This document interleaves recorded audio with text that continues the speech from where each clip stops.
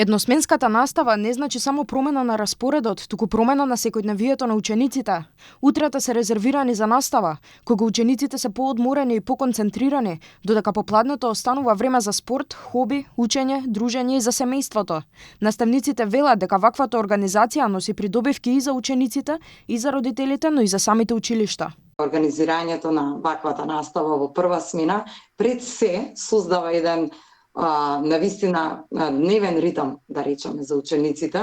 Децата наутро, нели се поодморени, поконцентрирани, спремни за следење на наставата и нели активно учествување на часовите. Нема повеќе трчање од дома во училиште, па од училиште на дополнителни активности. Помалку грижи и подобра организација за родителите, а за наставниците повеќе можности за тимска работа и споделување искуства. Просветните работници очекуваат придобивките да се почувствуваат и во успехот на учениците. Самата организација на наставниците, комуникацијата меѓусебна, сите се заедно во исто време, нели, на работа, после завршување на наставата ќе можат да си го планираат заедничкото време заедно со своите деца и после нивното работно време секако.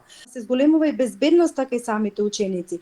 Со оглед на тоа што во зимскиот период, нели, ако е втора смена завршувале во подоснежните часови.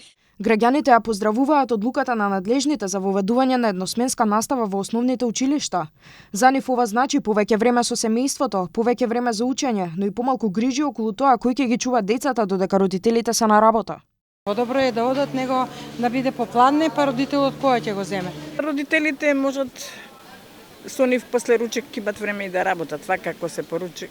Родителите се на работа и ако има целодневна настава, треба да бидат прва смена и целодневна. Ќе бидат родителите по корист. Сите немаат баби и дедо кој да ги прибере.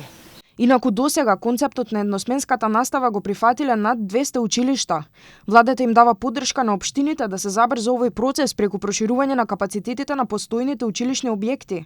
Во моментов се инвестира во доградба на училници во 6 училишта, додека паралелно се подготвуваат уште 15 проекти за проширување на капацитетите во други училишта.